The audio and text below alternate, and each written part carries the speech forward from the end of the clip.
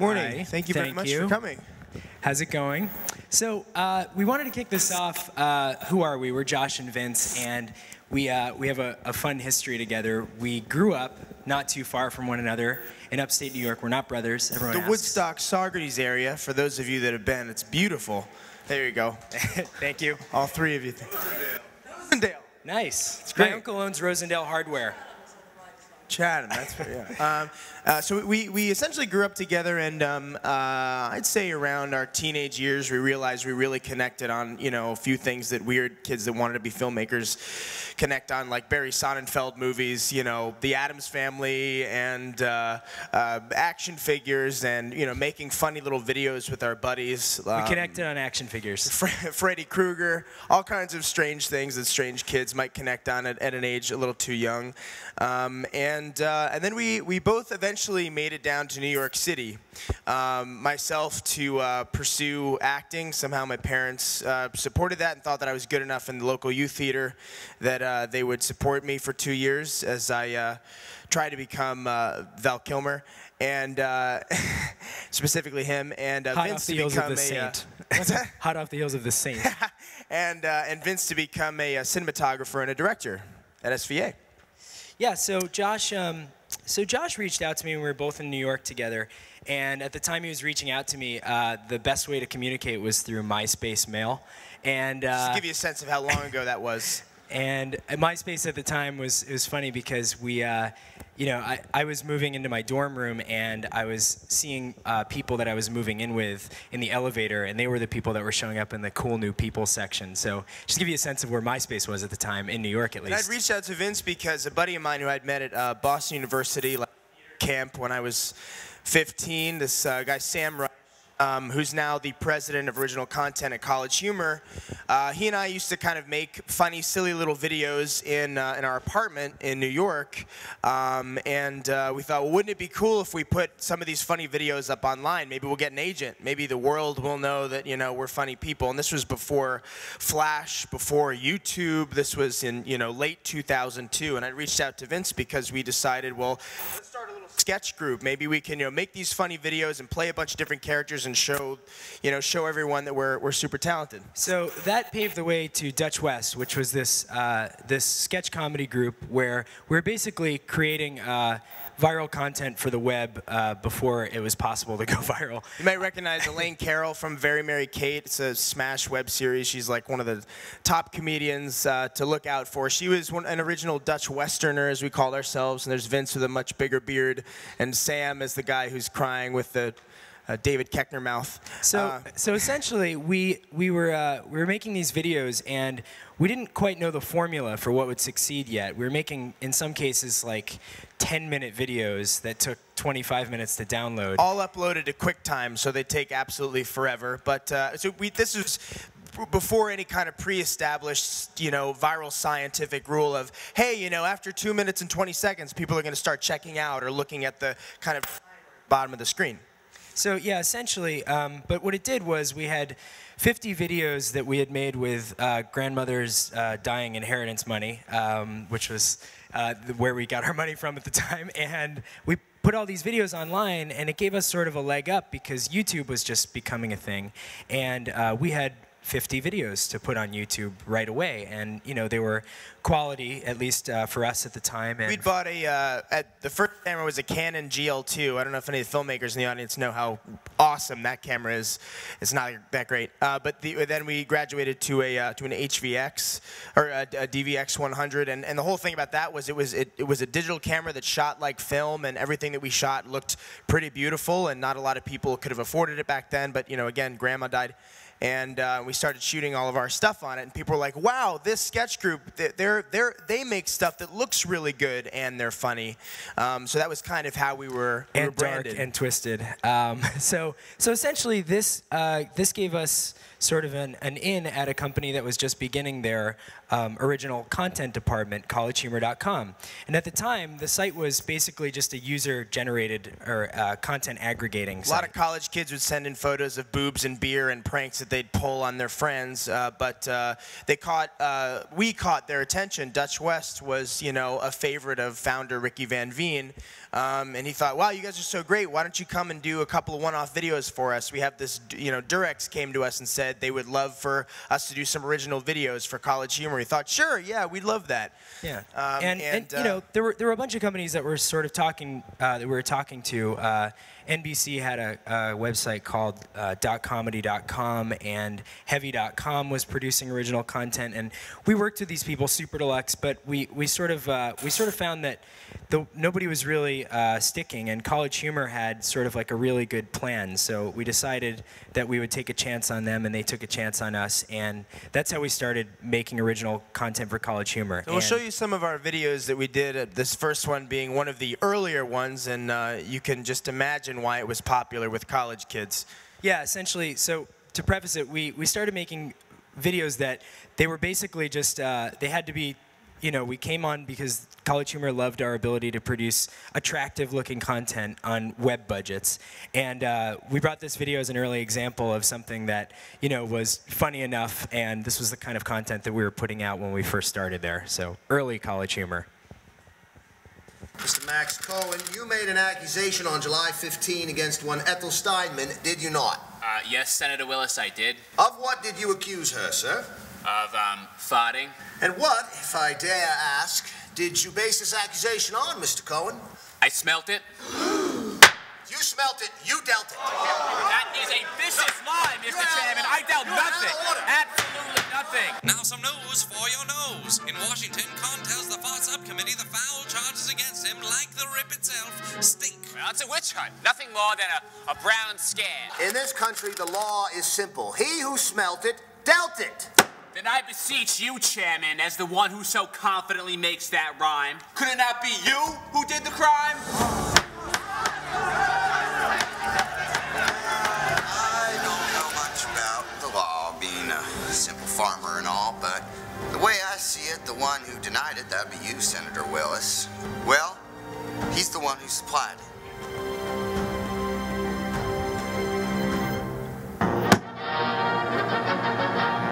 So yeah, as you can see, very rudimentary, very bathroom humor type of stuff. You probably noticed that Senator Willis is, his name is Matt Walton. He's in a lot of like commercials for Optimum Online, Old Navy. He was on the Onion Sports Dome, and I'd run into him at a voiceover audition and said, "You look just like Don Draper. I would love to have you in this, you know, Mad Men sketch that we're doing at College Humor." He's like, "Yeah, sure, whatever. I love, you know, just to hang out with a bunch of kids and make $100 and it's totally fine." I think for him, you know, we kind of showed him right off from the get-go that we were serious about this stuff, and he arrived on set and was very impressed, and that sort of opened the door for us to get sort of bigger and better talent. It became this place where actors of really all ages and talents could come and just kind of goof off and have fun and do stuff that they don't normally get to do.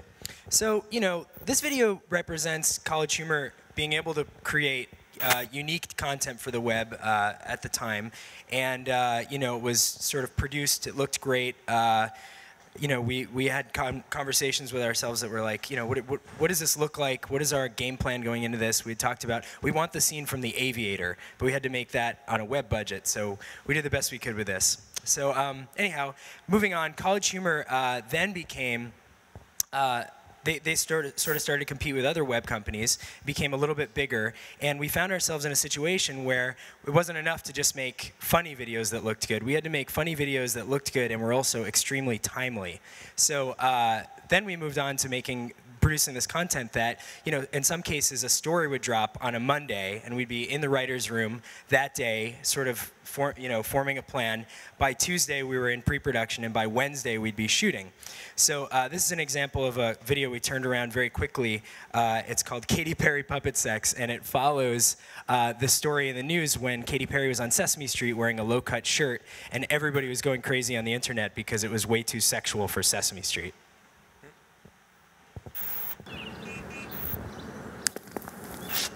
Miss Katie, what are you doing? I'm adding. Adding? What's that? Well, When you are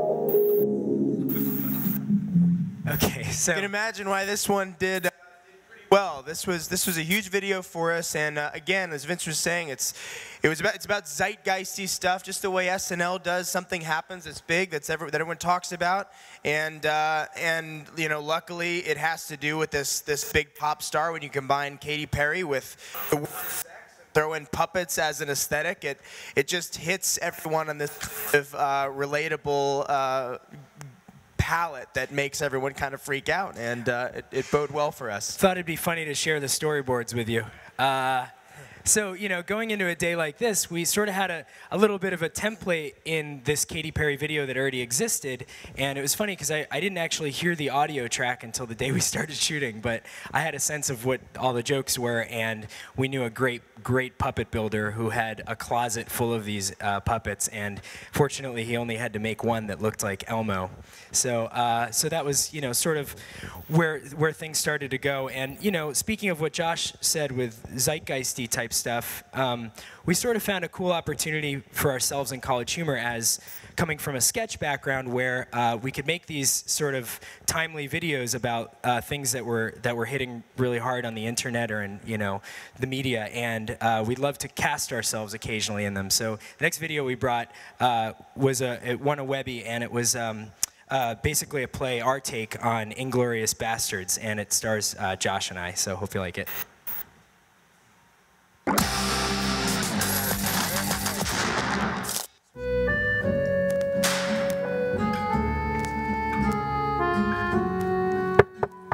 Good morning, Monsieur Lapetite. I am Colonel Hans Lander of the SS. I was hoping you could invite me inside your home and we could have a discussion. Of course, please come in. Now, as you may have heard, I am in charge of rounding up all the Jews in this village. Yes, I have heard that. Are you aware of any Jews hiding in the area? No, I assure you there haven't been no Jews in this village. There haven't been no Jews, so there have been some Jews. Oh, sorry, no, I meant there haven't been any Jews. No Jews here. Sorry, I was confused by a double negative. You see, grammar is very important to the Nazi Party. Now, are you familiar with one Shoshana Dreyfus? Yes, I know her. Me and her buy our milk at the same market. Me and her? I'm sure you meant to say she and I, no? Yes, of course. The trick is to take the other person out of the sentence to see if it makes sense. Me buy milk? I think not. I buy milk, you see? I swear I do not know where Mademoiselle Dreyfus is at. Did you just end a sentence with a preposition? Give me, Colonel. When was the last time you saw the Jew Dreyfus? About a month ago, I was walking by the river Bayonne, and I saw Dreyfus fishing, so I went down to the river bank to see if it was her, but I couldn't get a good view. Did you really think I was so stupid I wouldn't recognize a run-on sentence? Sorry, there was no Jews here. Jew or Jews, plural? Plural. Wrong. You have to match your subject with your verb. What do you want from me? I've heard from numerous sources you are hiding Mademoiselle Dreyfus. From who? From whom?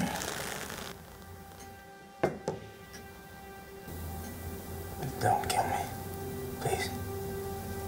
Monsieur Lapetite, I have one more question for you. If you answer correctly, I will leave you and your family at peace. If not, you are coming with me. Now, let's say you were writing a list. Would you or would you not put a comma before the and? It depends on whether you are following the Chicago Manual of Style or the Associated Press Guide.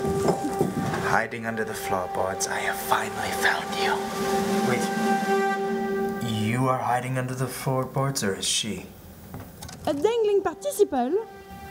A dangling participle.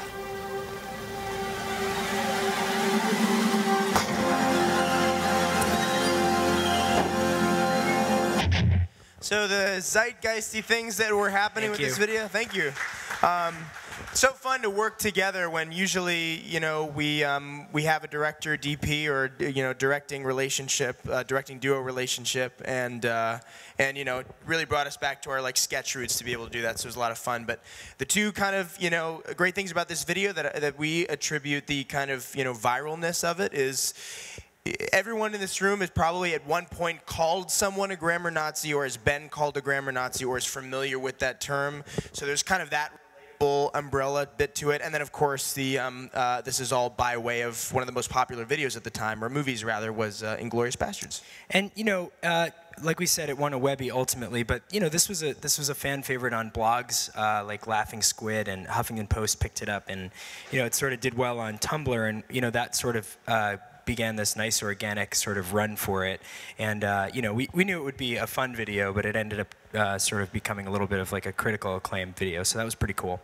So so you know, back at College Humor, we're sort of we're exploring all these sort of new ways of bringing people to the site, and we're now competing with sites like Funny or Die, which are also, you know, putting out really awesome quality content with celebrities. So College Humor they hired this person that could book sort of celebrity talent for us, which was really cool because you know the challenges of working with celebrities. Sometimes, you know, you gotta get them out in 3 hours. You have them for a limited amount of time, so on and so forth. So we're going to show you a video where the actor Patrick Wilson from Insidious and A-Team and The Watchmen, he came out and he gave us a hearty 5 hours, and we came up with this.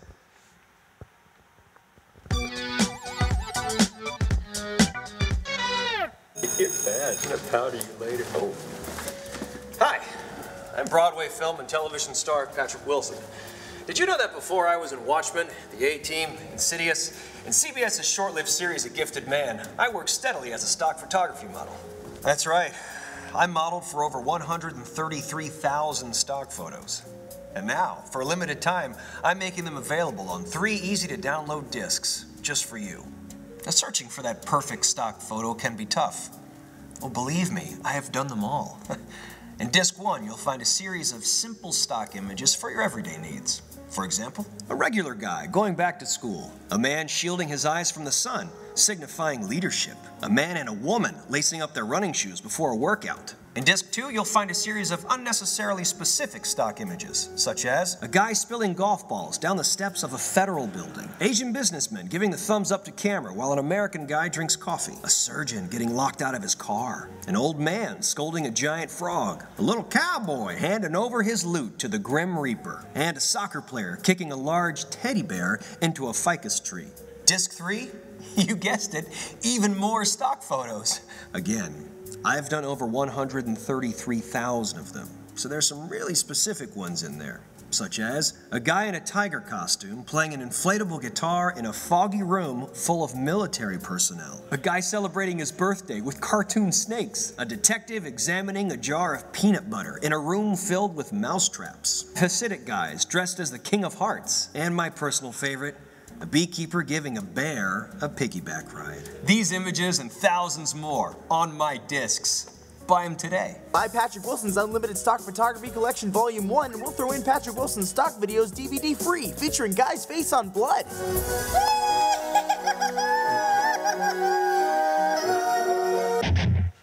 So with this video, we were talking a little bit about, you know, using celebrities, and you know, does that really give videos oomph? Does it not? It certainly always helps. We like to call it the icing on the cake, but it always has to do with the video itself. And we think this one did well because it's punchy and what we call spectacle. It has a nice rate of change to it.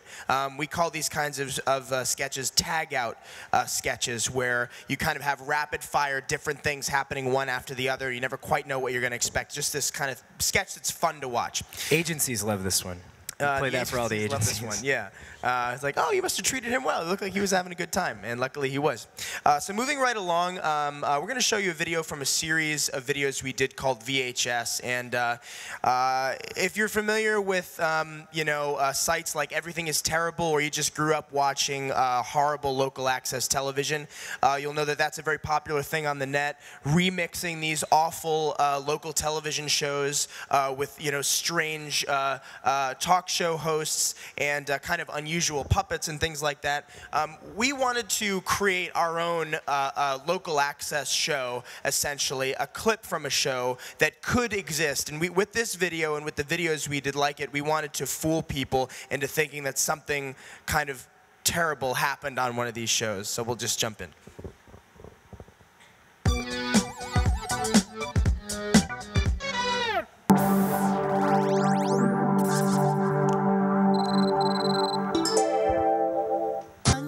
Grab a friend, a world of fun is around the bend. There's fresh surprises that will never end. Come macrame with me. Grab some yarn and grab some beads. This is Josh, by the way. Hello, my darlings. Last week, we made a beautiful sunshine. And the week before that, we made a puppy dog. Dear Kathy, I believe a good project would be a macrame owl. Owls are lots of fun to make. I love your show. Dear Kathy, I would like to make a macrame owl. Can you show me, please? Dear Kathy, every week I ask you to make an owl, and you still won't make an owl. Now, as I have stated many times on this show, I am deathly afraid of owls. They severely frighten me. As a compromise, I have invited the macrame pals on the program to make a macrame owl. And I'm going to teach them how to do so with my eyes closed because, as I've repeatedly told all of you, I'm deathly afraid of owls and I don't want to do this. Oh, that must be them now. Hello. Hi. Okay, we are going to make our macrame what? Owls. We begin by tying a half hitch around the ring, a nose, a triangle nose. Now we're going to make the eyes. They only live at night. Okay? Sorry.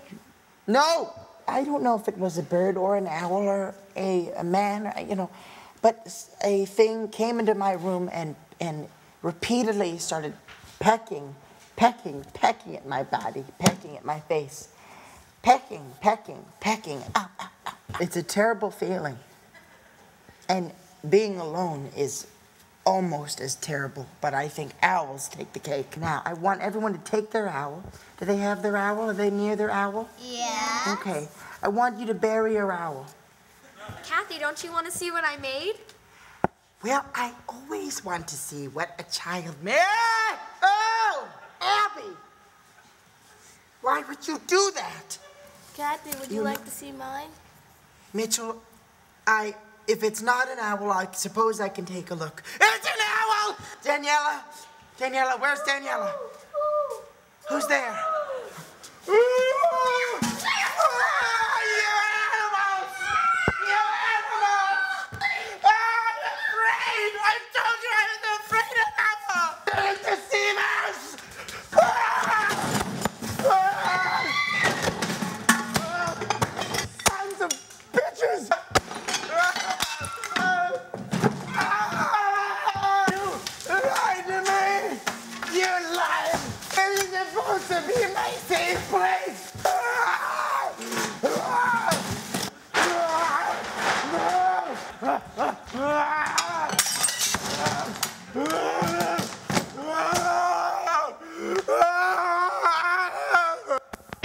Probably one of the more fun days on set.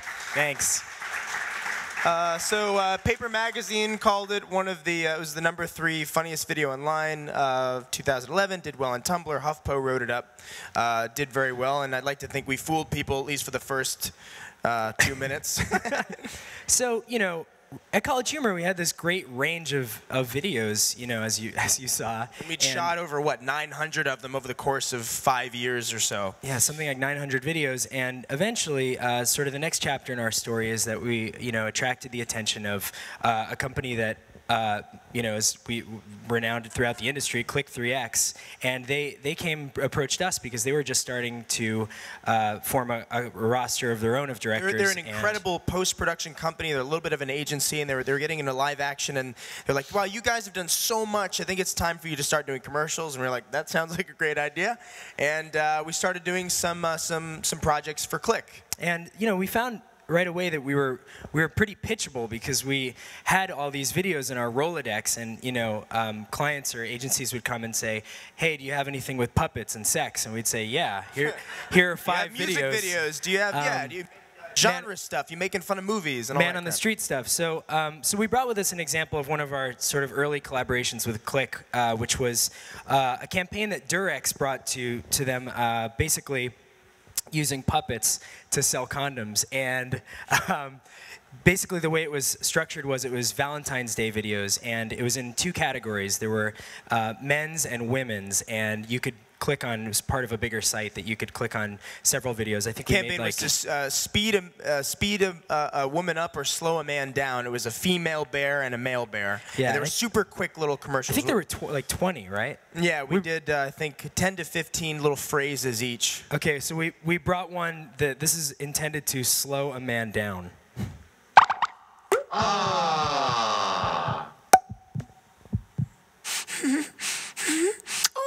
Why did you do what I said and not what I wanted?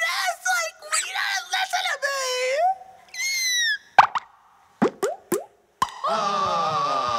So you can see how the crossover, and so here's one for the opposite. This is speed a woman up.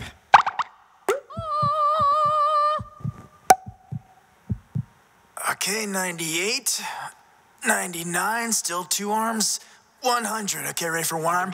1, 2. Okay, 3 1-arm push-ups. You ready for no arms? Check out the magic. No arms. 3. Isn't this crazy? 4. It's like magic. And I guess we were, kind of pitchable too, because we've been writing and directing together for so long, and not just directing. We wear 10 hats at CollegeHumor. We act, we write, we direct. Vin's a shooter. We kind of do it all. So this was a fun thing. With Durex came to us and said, "Hey, we have these ideas, we have these phrases, but if you have any funny ideas, or if you think it would be funny for this bear to say anything else, go ahead." And also somehow I got roped into being the voice of the female and the male. Well, Vin is down the hallway lighting, getting everything ready, and setting up our puppet guy. That was a really fun, crazy day. But that was one of our first projects with Click, and it then built momentum from there. Luckily. Yeah, so it's exciting for us to come in at that level, though, and sort of weigh in creatively, because we'd like to think that our experience on the web has kind of, taught us what travels, or what has at least the chance to. So the next video we brought was. This is actually, it's not a comedy. We brought it along because it's a funny story. I was approached by a buddy of mine who, he's like a very trusted and respectable colleague, and he's, he does TED Talks, and he came to me and said, "Hey, I want to make a commercial for a Portland-based sushi restaurant." And I was like, "Why do you want to do that? I don't understand." But he brought me this concept, which was just so intriguing that I had to see it through. Basically, he wanted to make sort of a little mini documentary about the dangers of overfishing. And with that, he presented me with these expert model builders, and he wanted to do the whole thing with miniatures. So I took a chance on it and thought it was, a really fun opportunity. So we'll show you the story of sushi. Not a comedy. There's real magic in a table that brings together fish from around the world. The entire planet in front of you, captured in a noble hunt, part of thousands of years of tradition. Seafood may share one destination, but no 2 journeys are ever quite the same. This is the story of sushi. Boats travel from continent to continent hunting seafood, the highest traded commodity on the globe. A majority of seafood is caught by large corporate fishing vessels. Overfishing is occurring at rapid rates. This is a problem for the environments of local villages and for whole countries in faraway lands.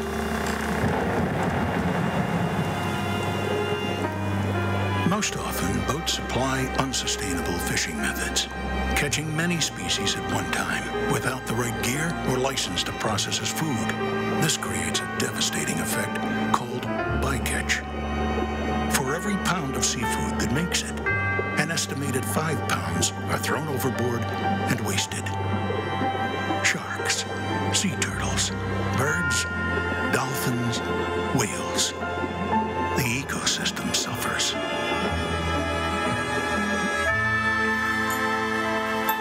From the oceans, distributors take the seafood first for processing.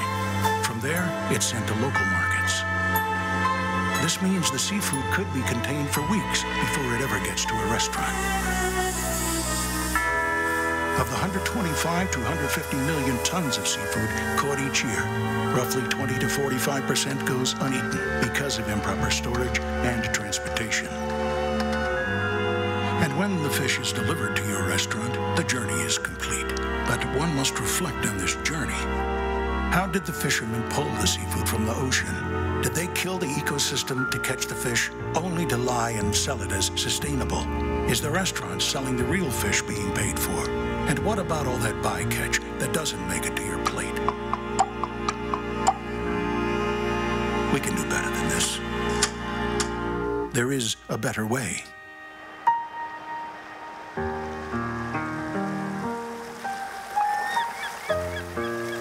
By the year 2048, the United Nations predicts our entire planet's oceans will be commercially fished out. We must adopt new standards in how we catch the world's largest source of protein. In this journey, we'll have smaller vessels, employing more people. We'll take our time to catch more fish without wasteful bycatch. The oceans will repopulate. In this journey, the oceans will have lawfully designated fishing zones. Mass overfishing will be prevented. Restaurants will buy a variety of species from traceable sources. In this journey, governments will come together to provide regulation in the fishing industry. We'll require proper licensing to curb rampant pirating of fish. In this journey, there will be transparency. We have a right to know what fish we're purchasing and where it comes from. We'll use the power of the dollar to drive change. And when fish is delivered to this restaurant, the table will still have its magic, but it will feel different. This time there will be more nobility in never having to doubt a fish's quality, where it came from, or its impact on the environment. That's the way it should be. That's the way it will be, as long as we come together to change the way the story of sushi is told. Thank you. You know, so this was an example for us of how a video could be viral without being funny, which was very new territory. And, you know, the way that it grew, we sort of attacked it on a much smaller scale. Like, you know, we promoted it on sites like, we sent it to the Daily What, and they picked it up. And then that sort of Vimeo, it was featured in the staff picks, and then that sort of led to everybody else paying attention to it, like NPR, and finally a nice spread in ad week. It was really amazing seeing a video just like hit with a message to it, and it like really did go viral straight up, and you know, not be like spectacle funny. Yeah, it's a testament to, you get excited about something and get behind it, and put everything you have into it. It could become popular on the web. So, but we won't leave you on that downer. So we brought one last video, which is one of our more recent College Humor pieces, which this was fun. Yeah, why don't we just play it? Hope we don't offend anyone. Not in New York.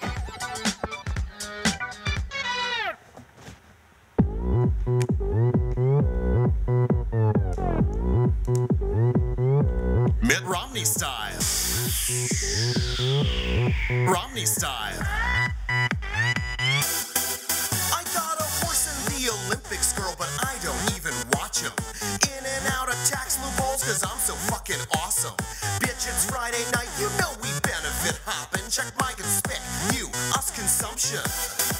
I got distinguished hair and a private jet that flies me way up in the air. Buy and sell your company with so much savoir-faire. I bought a mansion for each one of my 24 heirs. Straight up millionaire.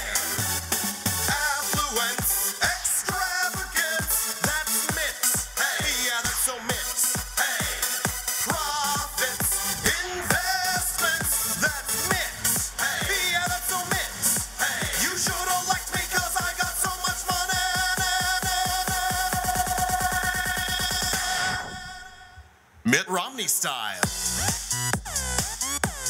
Romney style. Mitt Romney style. Romney style. Mitt Romney style. Hey, wealthy ladies. Mitt Romney style. Hey, wealthy ladies. Mitt. I'm the VP nominee, your budget I be cutting. I got the eyes and body, so you know I'm gonna be strutting. I'll cut your social safety net, you losers ain't got nothing. Gotta stop, snooze it, start hustling. I got large amounts in Swiss bank accounts. Norris and Eastwood in my vacation house. Talking wine and cheese, mad IV degrees. Baby, I got butlers just to wipe me. You know what I'm saying?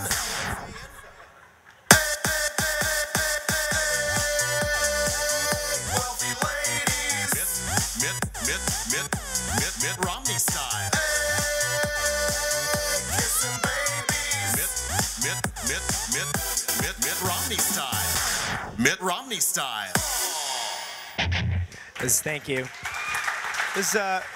That was like the ultimate Zeitgeist Steve viral video. Like everything happened at the perfect time. Mitt Romney could have become president. Everyone was talking about it, and PSY had the biggest song ever. Yeah, we took those two things and put them together, and this was another example of a timely video that we had to get out very quickly. The 47% joke had just landed, and it just was the biggest story in the news, and we Like literally that morning, right? Yeah, we literally included that joke on the shoot day and turned the video around within days, and the comment boards were lighting up because people were like, "How did they know this was going to happen?" So anyway, this video did really well for us. It was one of CollegeHumor's most popular videos. It has 50 million views worldwide that we know of, and we're sort of intrigued on this formula of making really progressive and funny stuff that is also very timely, turned around quickly, and applying that to commercials has been a lot of fun with us. And eventually movies. So if anybody wants us to do any. If anyone's got a movie. No, yeah, we're developing a couple screenplays, and we're having a lot of fun with them. So thank you guys so much for coming out and listening to us talk about ourselves.